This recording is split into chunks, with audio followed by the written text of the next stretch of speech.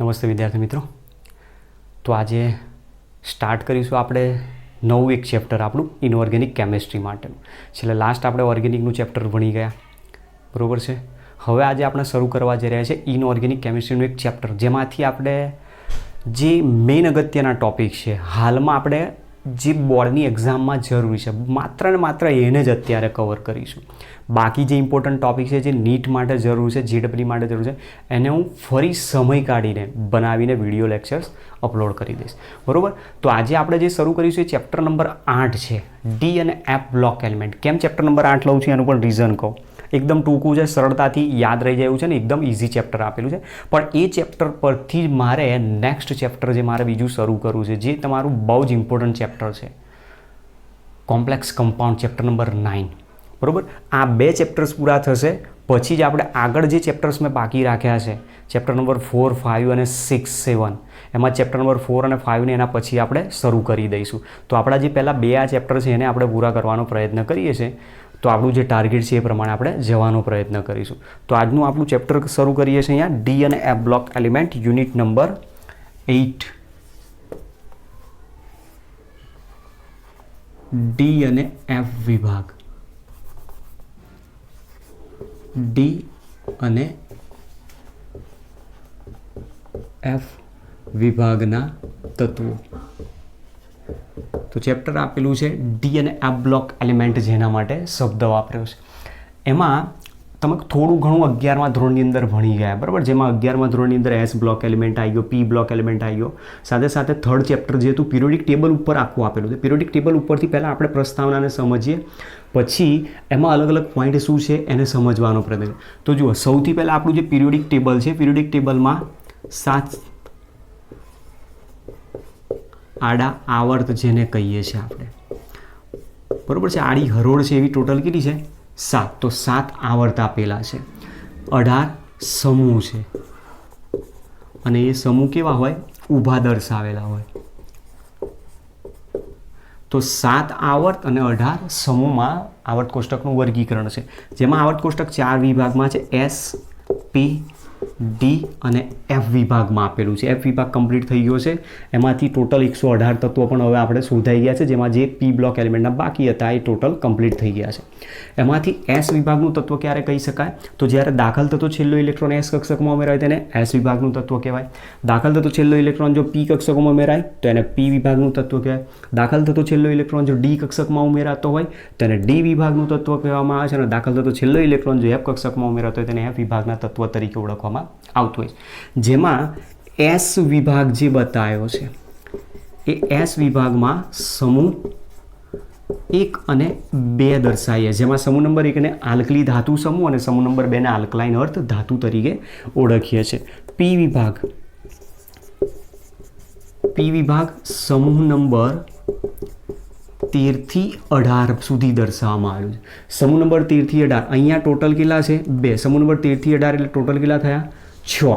સમૂહ number 13 boron સમૂહ, સમૂહ નંબર 14 કાર્બન સમૂહ, સમૂહ નંબર 15 નિકોજન સમૂહ, સમૂહ નંબર 16 ચાલ્કોજન સમૂહ, સમૂહ નંબર 17 હેલોજન સમૂહ, સમૂહ નંબર 18 નિષ્ક્રિય વાયુ સમૂહ તરીકે આપણે દર્શાવીએ છીએ. ત્યાર પછી ડી વિભાગ આવે. એ ડી વિભાગમાં કુલ સમૂહની જે સંખ્યા છે એ સમૂહ નંબર 3 થી 12 સુધીની દર્શાવાય, જે ટોટલ કેટલા સમૂહ થશે? 10. હવે આ કઈ રીતે ખબર પડી એ તમારે ધ્યાન રાખવાનું છે. તો એસ કક્ષકમાં વધુ કેટલા ઇલેક્ટ્રોન રહી શકે? 2 જ. તો મતલબ તેમાં એક 1s1, એક ns1 અને એક ns2 પ્રકારની ઇલેક્ટ્રોન રચના દર્શાવે. સમૂહ પી વિભાગમાં પી કક્ષકમાં 3 ગૌણ કક્ષકમાં, એક કક્ષકમાં વધુ 2 ઇલેક્ટ્રોન રહી શકે, 3 કક્ષકમાં વધુ 6 ઇલેક્ટ્રોન રહી શકે. તો np1, np2, np3, np4, np5, np6 સુધી ઇલેક્ટ્રોન રચના જાય. તો એ પ્રમાણે પી બ્લોક એલિમેન્ટમાં 6 સમૂહ ગોઠવી શકાય. અને ડી કક્ષક છે, ડી કક્ષકમાં કુલ 5 ગૌણ કક્ષક, 5 દુના 10 ઇલેક્ટ્રોન રહી શકે, તો એમાં ટોટલ 10 સમૂહ ગોઠવી શકાય. અને આ રીતે તમે જોવા જાઓ તો કુલ કેટલા સમૂહ થાય છે? 18 સમૂહ. તો સર એફ વિભાગ ક્યાં ગયો? એફ વિભાગ ઓલવેઝ સમૂહ નંબર 3માં જ જોવા મળે છે. આ વસ્તુ તમારે ધ્યાન રાખવાની છે, બરાબર. એફ વિભાગ જે જોવા મળે છે એ એફ વિભાગ ક્યાં ગોઠવાયેલો છે? સમૂહ નંબર 3માં ગોઠવાયેલો છે. આ વસ્તુ ધ્યાન રાખવાની છે. 18થી વધારે સમૂહ આવર્ત કોષ્ટકમાં રહી શકતા નથી. હવે આના ઉપરથી આપણે સમજવાનો પ્રયત્ન કરીએ, જેમાં ડી વિભાગના જે તત્વો આપેલા છે બરાબર, સમજો ડી વિભાગ જે આપેલો છે એ ડી વિભાગના તત્વો આપણે આવર્ત કોષ્ટકમાં કહ્યું એ મુજબ કે આ રીતનું સપોઝ માની લો કે આપણું આવર્ત કોષ્ટક હતું. એ આવર્ત કોષ્ટકમાં આ એસ છે, આ પી છે, અહીંયા ડી છે, અને અહીંયા નીચે બે આડી હરોળ આપણે એફ વિભાગ તરીકે બતાવતો હોય. તો ડી વિભાગ એ એસ અને પી વિભાગના તત્વોની વચ્ચે ગોઠવાયેલી છે. એસ વિભાગના જે તત્વો આપેલો છે પ્રબળ વિદ્યુત ધનમય, પી વિભાગના તત્વો છે પ્રબળ વિદ્યુત ઋણમય, જેમાં આ ધાતુ ગુણધર્મ વધારે બતાવવામાં, અહીંયા મોટાભાગના અધાતુ ગુણધર્મ વધારે છે. અને આ એસ અને પી વિભાગના જે તત્વો છે એને રિપ્રેઝેન્ટેટિવ એલિમેન્ટ, મતલબ કે આને શું કહેવાય છે, પ્રતિનિધિ તત્વો, પ્રતિનિધિ તત્વો તરીકે ઓળખવામાં. પ્રતિનિધિ તત્વોની સેન્ટરમાં વચ્ચે ડી વિભાગના તત્વો સંક્રાંતિ પામે છે, એના ગુણધર્મો એ રીતે સંક્રાંતિ પામે, અને એટલા માટે ડી વિભાગ જે આપેલો છે એને સંક્રાંતિ ધાતુ તત્વો તરીકે ઓળખવામાં આવતું હોય છે. સામે એફ વિભાગ જે આપેલો છે એ એફ વિભાગ મેં કહ્યું મુજબ કે આપણી પાસે આ સમૂહ નંબર 1 છે, અહીંયા સમૂહ નંબર 2 છે, અને અહીંયા સમૂહ નંબર 3 છે. એ સમૂહ નંબર 3ની અંદર જ એફ બ્લોક એલિમેન્ટ ગોઠવાયેલો હોય. બરાબર, આ વસ્તુ ધ્યાન રાખજો. એફ બ્લોક એલિમેન્ટ ક્યાં ગોઠવાયેલો છે? સમૂહ નંબર 3માં, કે જ્યાં એ ડી કક્ષકની વચ્ચે ગોઠવાયેલો, ડી કક્ષક ધરાવતા, ડી વિભાગ ધરાવતા તત્વોની વચ્ચે ગોઠવાયેલો. અને એટલા માટે સંક્રાંતિ ધાતુઓની વચ્ચે ગોઠવાયેલો હોવાથી જ એને આંતર સંક્રાંતિ તત્વો તરીકે ઓળખવામાં આવતું હોય છે. તો જુઓ, જે દર્શાવ્યું મુજબ આપણે કહી શકીએ કે આવર્ત નંબર 1 હોય તેમાં હાઇડ્રોજન અને હિલિયમ બેઝ તત્વો આપેલા હોય. આવર્ત નંબર 2 હોય તેમાં લિથિયમથી શરૂ કરીને નિયોન સુધી. આવર્ત નંબર 3 સોડિયમથી શરૂ કરીને આર્ગોન સુધી. આવર્ત નંબર 4માં પહેલું જે તત્વ આવશે પોટેશિયમ, ત્યાર પછી આવે કેલ્શિયમ, અને ત્યાર પછી અહીંયા સ્કેન્ડિયમથી સ્ટાર્ટ થાય, અને અહીંયા જે પૂરા થાય છે ક્રિપ્ટોન, જેમાં અહીંયાથી ડી કક્ષકની શરૂઆત થાય છે. અને ડી કક્ષકની જ્યાં શરૂઆત થાય એ દરમિયાન કઈ કક્ષક આવશે? 3D, અને બહાર કઈ કક્ષક હશે? 4s. સમજો હવે પણ કેલ્શિયમ છે, કેલ્શિયમ પરમાણુ ક્રમાંક 20, ઇલેક્ટ્રોન રચના 1s2 2s2 2p6 3s2 3p6 4s2. આ એની ઇલેક્ટ્રોન રચના થઈ. જો મારે 3D કક્ષક લખવી હોય તો અહીંયા હું લખી શકું છું 3D 0. હવે આ એની કોર ઇલેક્ટ્રોન રચના, મતલબ આર્ગોન કોર 4s2. 3D લખું છું અહીંયા હું, સપોઝ માની લો કે 0. પણ હવે જ્યારે પરમાણુ ક્રમાંક 21થી સ્ટાર્ટ થશે, 21થી 30, એમાં D1 D2 D3 એમ D10 સુધી ઇલેક્ટ્રોન રચના ભરાશે. જેના કારણે તમે ભણી ગયા એ મુજબ કે બાહ્ય કક્ષાથી જ્યારે ઇલેક્ટ્રોન ઉમેરાતા હોય તો આ 4s કક્ષક છે, આ 3D કક્ષક છે, તો જે ઇલેક્ટ્રોન ઉમેરાય છે હવે 3D કક્ષકમાં જ જાય છે. જેના કારણે કેન્દ્રીય ધન વીજભારના વધારા સાથે એનું કેન્દ્ર પર આકર્ષણ પ્રબળ બને. આકર્ષણ પ્રબળ બને તો જે 3D કક્ષક બહાર હતી એ 3D કક્ષક એસની આગળ આ રીતે ગોઠવાઈ જાય છે. તો મતલબ આ જે કક્ષક હતી હવે આગળ ગોઠવાઈને 3D 4s બનાવશે. ક્યારે? 21થી સ્ટાર્ટ થશે, અને એના કારણે 3D કક્ષકના ઇલેક્ટ્રોનનું કેન્દ્ર પર આકર્ષણ પ્રબળ બને છે. 4sનું આકર્ષણ ઘટાડે છે, અને એ જ ઘટનાને આપણે સ્ક્રીન ઘસર તરીકે નામ આપીએ. તો ધ્યાન રાખજો, આવર્ત નંબર 4થી સ્કેન્ડિયમ એટલે ડી વિભાગના તત્વોની શરૂઆત થાય. આવર્ત નંબર 5 પોટેશિયમ, પછી આવે રૂબિડિયમ, રૂબિડિયમથી ઝેનોન, તો જ્યાં આવશે 4D 5s કક્ષક. આવર્ત નંબર 6 સિઝિયમ, ઝેનોન પછી આવે LINEARKRXCRN, અહીંયા 5D 6s આવશે. બરાબર, પણ છઠ્ઠો આવર્ત ત્યાં એફ વિભાગના તત્વો આવે. એફ વિભાગના તત્વો આવે એટલે આની આગળ કક્ષક આવી જશે, 4f કક્ષક આવશે. પણ દાખલ થતો ઇલેક્ટ્રોન ક્યાં આવશે? ડી કક્ષકમાં. જો 7મો આવર્ત હશે તો સિઝિયમ, પછી અહીંયા આવે ફ્રાન્સિયમ, HENERKRXCRN, અને અહીંયા જે આવે છે એ છેલ્લો 118મા નંબરનું તત્વ શોધે, એમાં અહીંયા તત્વો ઇલેક્ટ્રોન રચના આવશે 6D અને 7s. તો આના પરથી હું તમને કહેવા શું માગું છું, કયા આવર્તનું તત્વ છે એ જો તમારે નક્કી કરવું હોય તો તમે આના ઉપરથી નક્કી કરી શકો છો. બાહ્ય કક્ષાનો મુખ્ય ક્વોન્ટમાંક શોધી નાખો, એના ઉપરથી તમે સરળતાથી જોઈ શકો છો. ચલો, હવે સૌથી પહેલાં આપણને અહીંયા સમજાવ્યું મુજબ કે સંક્રાંતિ તત્વ કોને કહેવાય અને કોણ સંક્રાંતિ તત્વ ગણવામાં આવતું નથી. આપણે એને સમજવાનો પ્રયત્ન કરીએ. તો આવર્ત કોષ્ટકની અંદર આપણને સમજાવ્યા મુજબ કે એસ વિભાગમાં 2 સમૂહ છે, પી વિભાગમાં 6 સમૂહ છે, ડી વિભાગમાં 10 સમૂહ છે, જેની અંદર ડી વિભાગના તત્વોને સંક્રાંતિ શ્રેણીના તત્વો કહેવાય.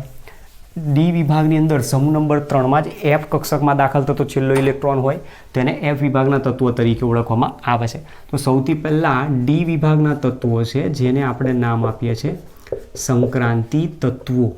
તો સંક્રાંતિ તત્વો એટલે શું? સંક્રાંતિ તત્વો કોને કહી શકાય? તો જ્યારે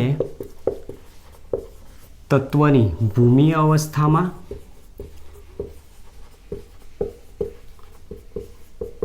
અથવા તેની કોઈ એક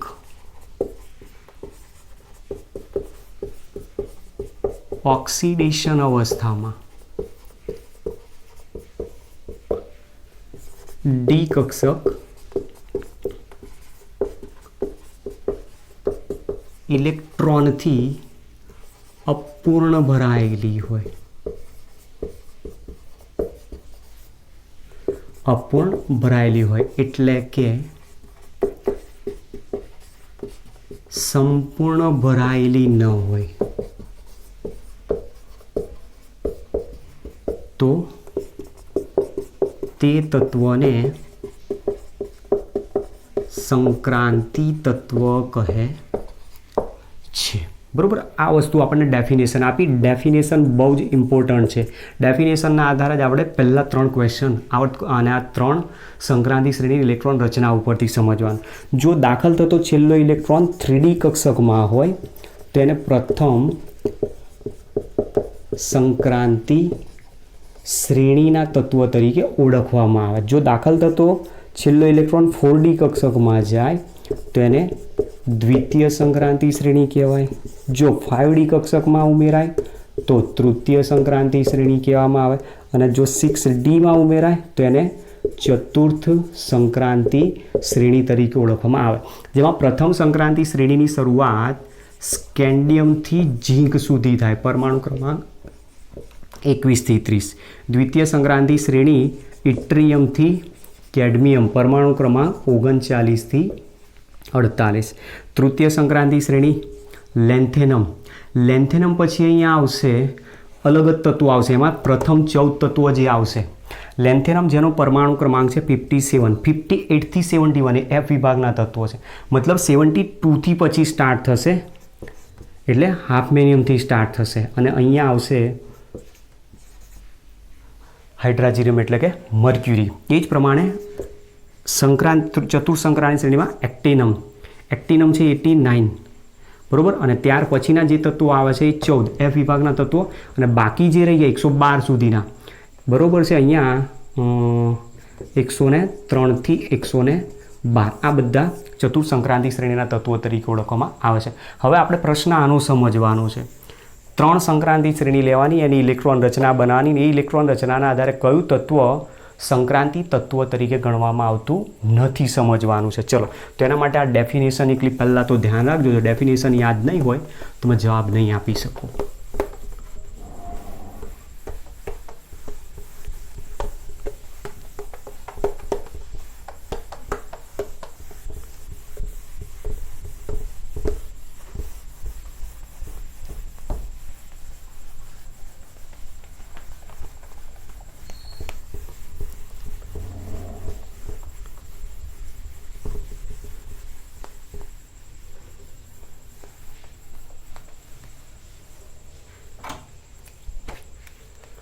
ચલો, એમાં સૌથી પહેલો લઈએ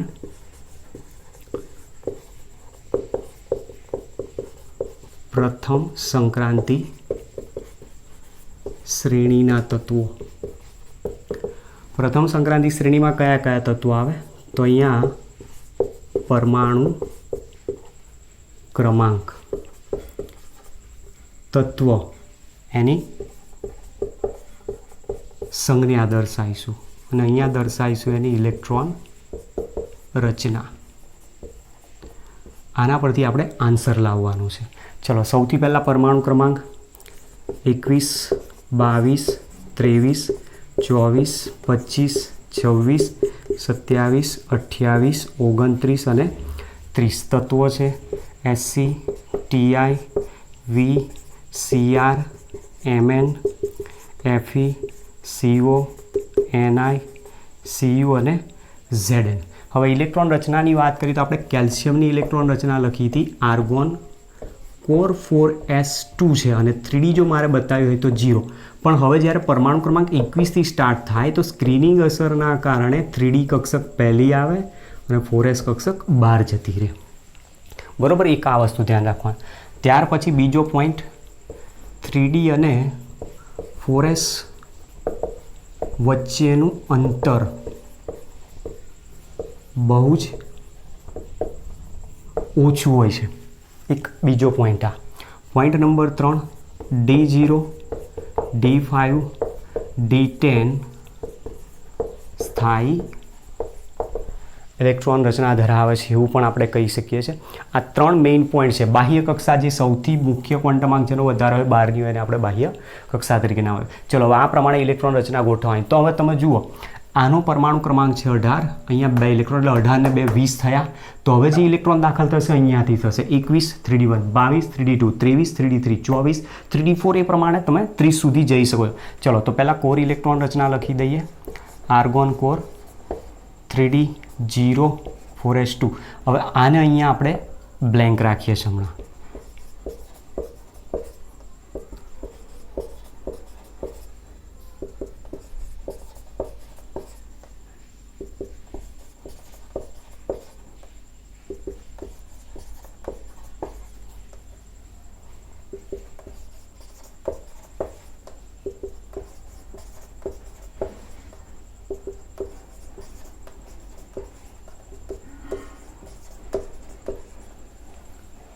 જુઓ આ પ્રમાણે છે આપણી પાસે. એમાં ડીમાં એસમાં બધામાં 2 ઇલેક્ટ્રોન ગોઠવી દો. તો સપોઝ માનો કે 2 ઇલેક્ટ્રોન અહીંયા ગોઠવી દા.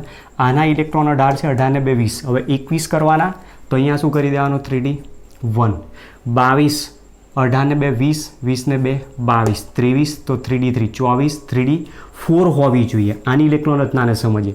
25 છે તો 3D 5 4s2, 26 છે argon core 3D 6 4s2, 27 argon core 3D 7 4s2, 28 argon core 3D 8 4s2 અને 29 હોય તો 3D 9 4s2 થવી જોઈએ. આને પણ સમજીએ. અને 30 છે તો 3D 10 4s2 તરીકે ઇલેક્ટ્રોન રચના થાય. હવે જુઓ પોઈન્ટ મેં અહીંયા લખેલો છે D5 અને D10 ઇલેક્ટ્રોન રચના વધારે થાય અને એટલા માટે જ ક્રોમિયમની ઇલેક્ટ્રોન રચનામાં ક્રોમિયમ તત્વ જે આપેલું છે આપણને એમાં ક્રોમિયમ શું કરે છે D4 કરતાં D5 સ્થાયી ઇલેક્ટ્રોન રચના મેળવવા માટે આની પાસેથી એક ઇલેક્ટ્રોન લઈ લે. એક ઇલેક્ટ્રોન લઈ લે એનું રીઝન શું?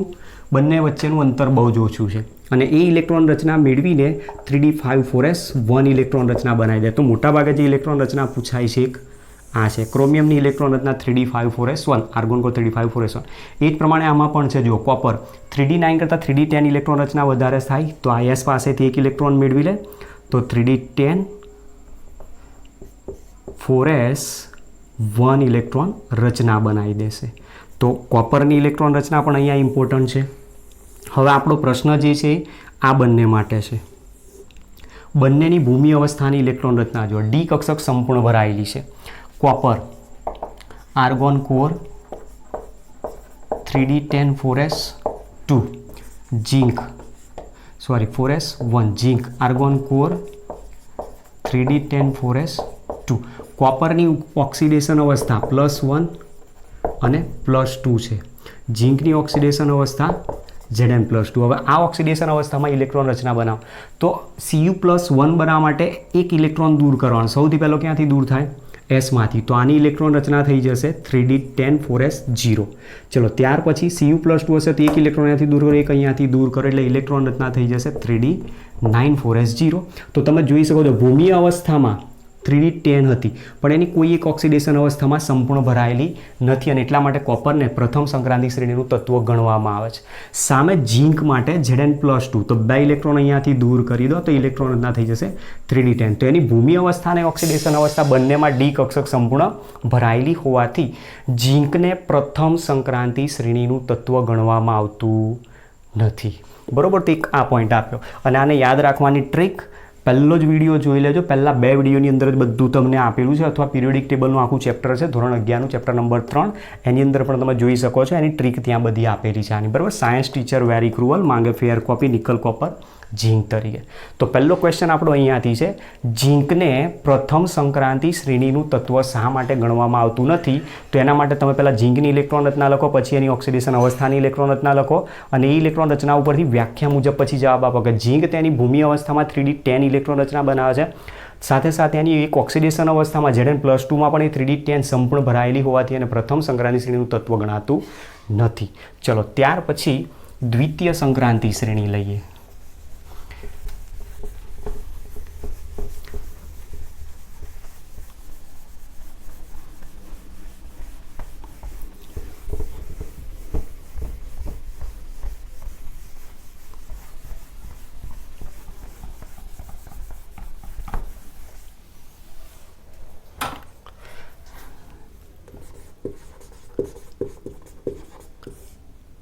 દ્વિતીય સંક્રાંતિ શ્રેણીની શરૂઆત થાય છે 39થી. 39, 40, 41, 42, 43, 44, 45, 46, 47 અને 48 તત્વો છે. યારી, જરા, નિભા, મોત તક, रुकावट, राह में पड़ी है, आग में कूद जा. बराबर, आ रीतनु आखुं एक सेंटेन्स है. यारी, जरा, निभा, मौत तक, रुकावट, राह में पड़ी है, आग में कूद जा अथवा आगे कूद जा. तत्व आप्યું છે ઇટ્રિયમ, જર્કોનિયમ, નિયોબિયમ, મોલિબ્ડેનમ, ટેક્નેશિયમ, રૂથેનિયમ, રહોડિયમ, પેલેડિયમ, આર્જેન્ટિનમ એટલે કે સિલ્વર અને કેડમિયમ. આ બધાના નામ આપણી ટેક્સ્ટબુકની અંદર છેલ્લા પેજમાં આપેલા છે. ચલો, હવે ઇલેક્ટ્રોન રચનાની વાત છે. પરમાણુ ક્રમાંક 39 છે. તો હવે આ આવર્ત નંબર 4 આવ્યો, 5 આવ્યો. આવર્ત નંબર 5 જો હશે તો આવર્ત નંબર 4 હતો તેમાં આર્ગોન કોર 3D4S કક્ષક આવી. હવે આવર્ત નંબર 5 જો હોય તો આર્ગોન પછી આવશે ક્રિપ્ટોન કોર 4D5S ઇલેક્ટ્રોન રચના આવશે. બરાબર, તો આપણે દરેકમાં પહેલાં આ લખી નાખીએ. તો ક્રિપ્ટોન કોર 4D5S બધામાં આ કોમન છે. તો પહેલાં આ લખી નાખીએ, પછી એને કઈ રીતે યાદ રાખવાનું એની પણ ટ્રીક બતાવું. કારણ કે આ સીધી ઇલેક્ટ્રોન રચનાઓ આની યાદ નહીં રહે અને સરળતાથી બનાવી પણ નહીં શકાય. આના માટે કોઈક ને કોઈક જુગાડ કરવો જરૂરી છે. જુગાડ એટલે રમવાનું નહીં, એને યાદ રાખવાની કોઈક મેથડ બનાવી દેવાની જે આપણને ઇઝી પડી શકે.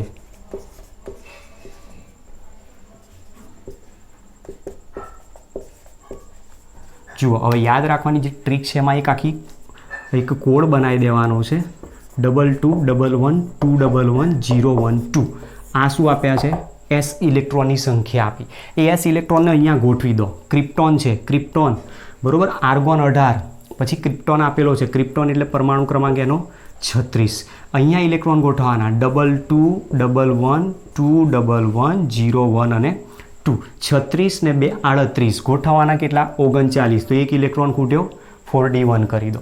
36 ને 2 38 ગોઠવવાના છે ટોટલ 40. 2 ઇલેક્ટ્રોન ખૂટ્યા, અહીંયા ગોઠવી દો. પછી હવે 1 થઈ ગયો તો મતલબ આને એક ઇલેક્ટ્રોન અહીંયા આપી દીધો. 2 હતા, એક ઇલેક્ટ્રોન આવ્યો એટલે 3 થશે, અને એક પરમાણુ ક્રમાંક વધ્યો એટલે અહીંયા થશે 4. ફરી પાછા એના એ જ છે, પરમાણુ ક્રમાંક એક વધ્યો 5. ફરી પાછો ઇલેક્ટ્રોન આપી દો તો અહીંયા 4 થઈ જશે. પરમાણુ ક્રમાંક એક વધ્યો એટલે અહીંયા આવશે 5. ફરી પાછો એક ઇલેક્ટ્રોન આપી દો તો 6 થશે. પરમાણુ ક્રમાંક એક વધ્યો 7. ફરી પાછો અહીંયા 1 છે, પરમાણુ ક્રમાંક એક વધ્યો 8. ફરી એક ઇલેક્ટ્રોન અહીંયા આપી દો એટલે 9 થશે. પરમાણુ ક્રમાંક એક વધ્યો એટલે 10. ફરી પાછો પરમાણુ ક્રમાંક એક ઇલેક્ટ્રોન પાછો આપી દો એટલે 4D9 થશે. એક પરમાણુ ક્રમાંક વધ્યો તો 10. ફરી પાછો એક ઇલેક્ટ્રોન આપી દો, પરમાણુ ક્રમાંક એક વધ્યો એટલે 10. તો આ પ્રમાણેની ઇલેક્ટ્રોન રચનાઓ બને, જેમાં તમે જોઈ શકો છો. જુઓ, આ 3 એવા તત્વો આપ્યા છે જેમાં ડી કક્ષક સંપૂર્ણ ભરાયેલી છે ભૂમિય અવસ્થામાં. એમાં પેલેડિયમ +2 આયન તરીકે છે. પછી સિલ્વર Ag+2 Ag+3 પણ ક્યારેક જોવા મળતો હોય. મોટાભાગે આપણે આ બેને વધારે કન્સિડર કરતા હોઈએ છીએ. પછી કેડમિયમ આપેલો છે, તો કેડમિયમ +2 આયન તરીકે હાજર હોય. જો પેલેડિયમ +2ની વાત કરીએ તો પેલેડિયમના 2 ઇલેક્ટ્રોન દૂર થશે, એ 4d દૂર થશે. 4d દૂર થશે તો આની ઇલેક્ટ્રોન રચના શું થઈ જશે? 4d8. તો જુઓ સંપૂર્ણ ભરાયેલી નથી, મતલબ સંક્રાંતિ તત્વ ગણાશે. ત્યાર પછી સિલ્વર +1 હશે, +1 હશે તો અહીંયાથી 1 ઇલેક્ટ્રોન દૂર થાય તો 4dના 10 ઇલેક્ટ્રોન એમને એમ રહી જશે. પણ જો Ag+2 ગણશો તો 1 ઇલેક્ટ્રોન અહીંયાથી ને 1 ઇલેક્ટ્રોન અહીંયાથી દૂર થાય તો Ag+2 આયનની ઇલેક્ટ્રોન રચના થશે 4d9. તો અહીંયા સંપૂર્ણ ભરાયેલી જોવા મળતી નથી, એટલા માટે આ એક ઓક્સિડેશન અવસ્થામાં દર્શાવે છે, જેને આપણે તેનું સંક્રાંતિ તત્વ ગણી શકીએ. જ્યારે કેડમિયમની વાત કરો તો Cd+2 આયન છે, 2 ઇલેક્ટ્રોન અહીંયાથી દૂર કરી દો તો ઇલેક્ટ્રોન રચના થશે 4d10. તો તમે જોઈ શકો છો કેડમિયમની એક ઓક્સિડેશન અવસ્થા અને એક ભૂમિ અવસ્થામાં ડી કક્ષક સંપૂર્ણ ભરાયેલી છે, અને એટલા માટે એને દ્વિતીય સંક્રાંતિ શ્રેણીનું તત્વ ગણવામાં આવતું નથી. તો પ્રથમ સંક્રાંતિ શ્રેણીમાં ઝીંક આવ્યું, દ્વિતીય સંક્રાંતિ શ્રેણીમાં આવ્યું કેડમિયમ તત્વ, અને આ પ્રમાણેની ઇલેક્ટ્રોન રચના ઉપરથી ક્વેશ્ચન નંબર 2 છે. આપણી બુકની અંદર ઇલેક્ટ્રોન રચના જે આપીશ તમને ડાયરેક્ટ સીધી આપી છે. મેં આપણે જે રીતે આપણી મેથડ છે એ જ પ્રમાણે એને બનાવવાનો પ્રયત્ન કર્યો છે. જે યાદ રાખવાની ટ્રીક મેં અહીંયા કોડ લખ્યો છે 2211 એ રીતે મૂકી દેવાના એસના ઇલેક્ટ્રોન અને ખૂટતા ઇલેક્ટ્રોન ડી કક્ષકમાં એડ કરતા જાઓ. ત્યાર પછી છે તૃતીય સંક્રાંતિ શ્રેણીની ઇલેક્ટ્રોન રચના.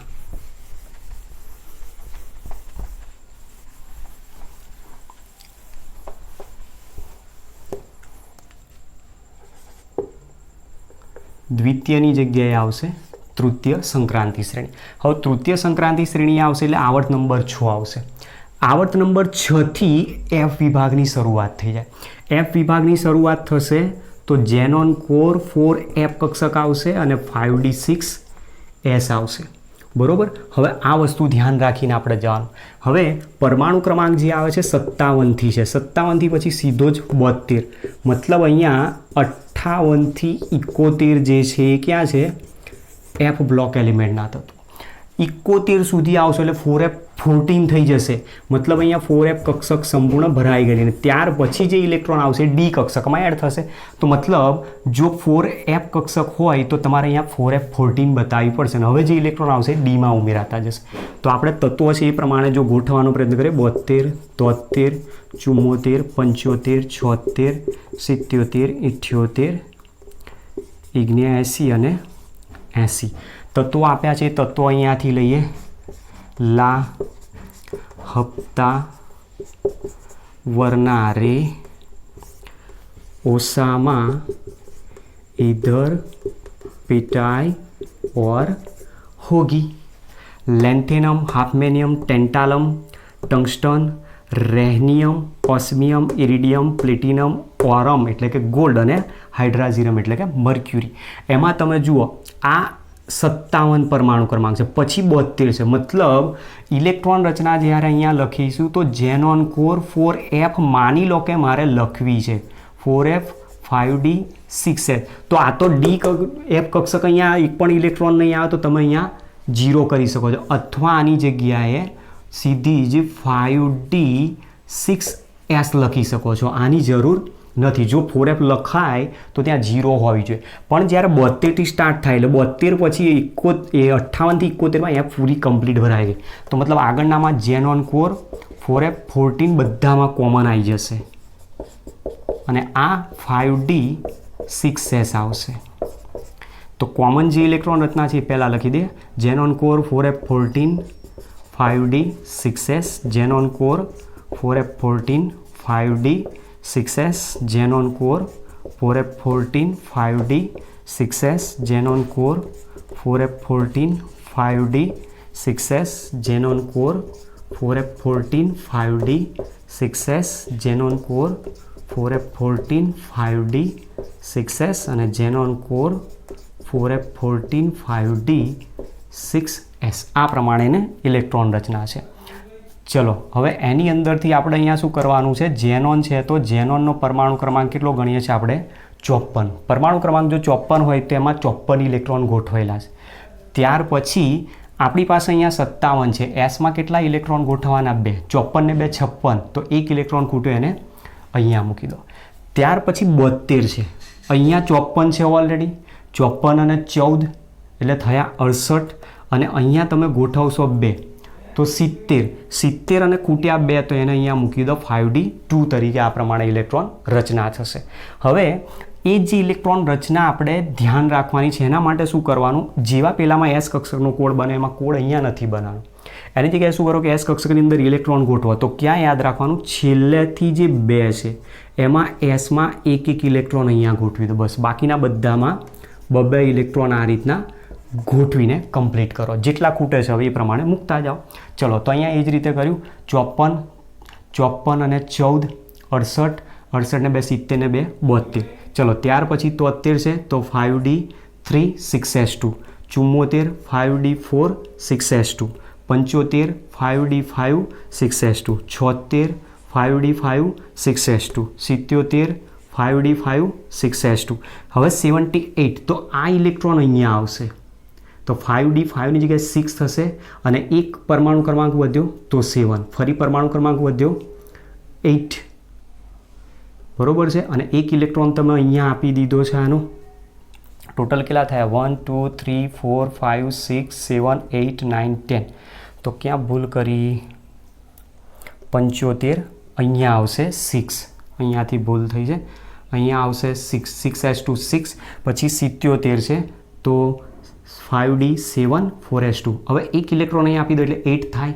પરમાણુ ક્રમાંક 1 વધ્યો એટલે અહીંયા આવશે 9. ચલો ફરી પાછો પરમાણુ ક્રમાંક 1 વધ્યો એટલે અહીંયા આવશે 10. ફરી ઇલેક્ટ્રોન પાછો આપી દો 5d9, એક પરમાણુ ક્રમાંક વધ્યો તો 5d10 ઇલેક્ટ્રોન રચના. હવે આ જે ઇલેક્ટ્રોન રચના આપી છે એ ઇલેક્ટ્રોન રચનામાં આ જે 2 તત્વો આપ્યા ઓરમ અને મર્ક્યુરી, એ બંનેની ઇલેક્ટ્રોન રચનામાં તમે જો ભૂમિ અવસ્થાની ઇલેક્ટ્રોન રચનામાં 5d કમ્પ્લીટ ભરાયેલી છે. પણ ઓરમની જ્યારે વાત કરીએ તો ઓરમ Au+3 તરીકે છે.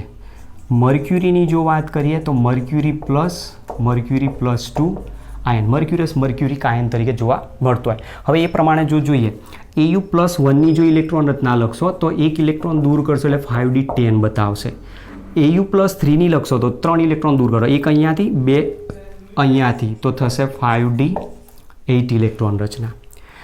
તો આની અંદર આપણે જોઈ શકીએ છીએ જુઓ કે પરમાણુમાં 5d ભૂમિ અવસ્થામાં સંપૂર્ણ ભરાયેલી છે પણ એક ઓક્સિડેશન અવસ્થા Au+3માં સંપૂર્ણ ભરાયેલી નથી અને એટલા માટે એને તૃતીય સંક્રાંતિ શ્રેણીનું તત્વ ગણવામાં આવે છે. સામે એની જગ્યાએ તમે જોઈ શકો છો મર્ક્યુરીની ભૂમિ અવસ્થામાં 5d10 ઇલેક્ટ્રોન રચના છે.